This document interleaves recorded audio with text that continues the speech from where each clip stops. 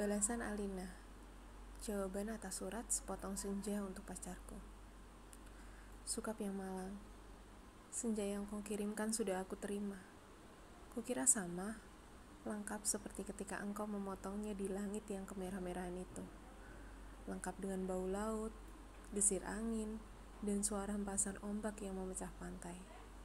Ada juga kepak burung-burung, lambaian pohon-pohon nyiur dalam kekelaman, sementara di kejauhan perahu layar meratapi cakrawala dan melintasi matahari yang sedang terbenam. Aku pun tahu, Sukap, senja yang paling keemas-emasan sekalipun hanya akan berakhir dalam keremangan menyedihkan, ketika segala makhluk dan benda menjadi siluet lantas menyatu dalam kegelapan. Kita sama-sama tahu, keindahan senja itu kepastiannya untuk selesai menjadi malam dengan kelam. Manusia memburu senja kemana-mana, tapi dunia ini fana, Sukap. Seperti senja. Kehidupan mungkin saja memiliki cara yang gilang gemilang, tetapi ia berubah dengan pasti. Waktu mengubah segalanya tanpa sisa, menjadi kehitaman yang membentang sepanjang pantai. Hitam, sunyi, dan kelam.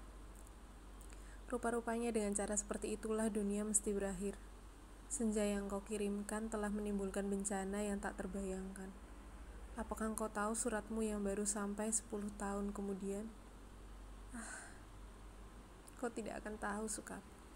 Seperti juga engkau tidak akan pernah tahu apa yang terjadi dengan senja yang kau kirimkan ini. Senja yang paling tai kucing dalam hidupku, Sukap. Senja sialan yang paling tidak mungkin diharapkan manusia. Senja ini baru tiba setelah 10 tahun. Karena tukang pos yang jahil itu rupanya penasaran dengan cahaya emas keemas-emasan yang memancarkan dari amplop itu, Sukap. Cahaya itu telah mengganggunya sementara ia mengenjot sepeda dari kantor pos, berkilau-kilau dan memancar di tas surat yang menggantung di boncengan sepedanya.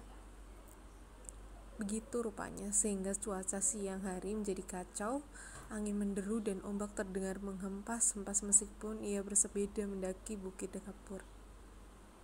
Demikian ia suatu hari ketika berhenti, dari dalam tasnya terdengar suara-suara. Ia buka tas itu. Dia melihat amplop Federal Express yang sudah tidak putih lagi, melainkan warna keemas-emasan, Sukap. Seperti senja dengan matahari yang terbenam di balik cakrawala. Tukang pos itu mengambil amplop tersebut. Menimang-nimangnya agak berat juga ya. Maklumlah, amplop itu berisi senja, Sukap. Senja dengan matahari merah yang membara yang turun perlahan-lahan di balik cakrawala. Seperti semua senja yang ada di balik kartu pos, tapi yang kamu kirim itu bukan kartu sop, Sukap. Yang kamu kirim itu senja di tepi pantai dengan hempasan ombak, bau laut, dan angin yang asin. Kamu kira berapa ton berat pasir yang sepanjang pantai itu, Sukap? Kira-kira sedikit dong.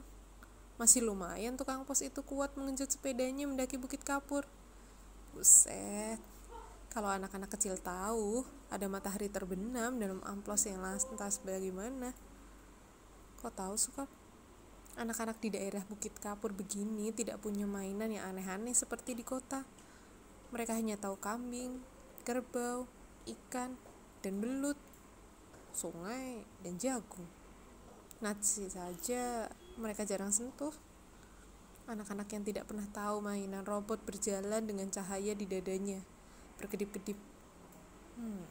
Pasti akan penasaran sekali dengan cahaya emas yang berkilauan memancar berkilauan merah dan keemasan-emasan itu, Sukap. Mereka tidak pernah melihatnya, Sukap, karena tukang pos itulah yang telah mendahului mereka.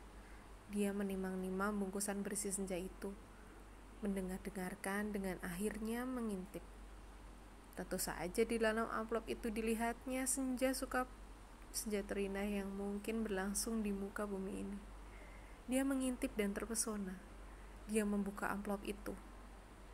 Sebetulnya menurut kode etik profesi sih tidak boleh, tapi manusia manapun bisa melakukan kesalahan, bukan?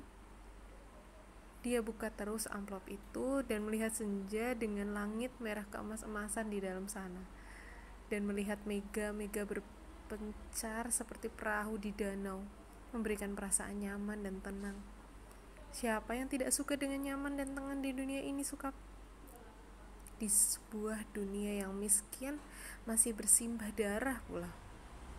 Maka jangan salahkan tukang pos itu, Sukap, jika ia kemudian menjadi begitu penasaran dan memasuki senja yang terbentang.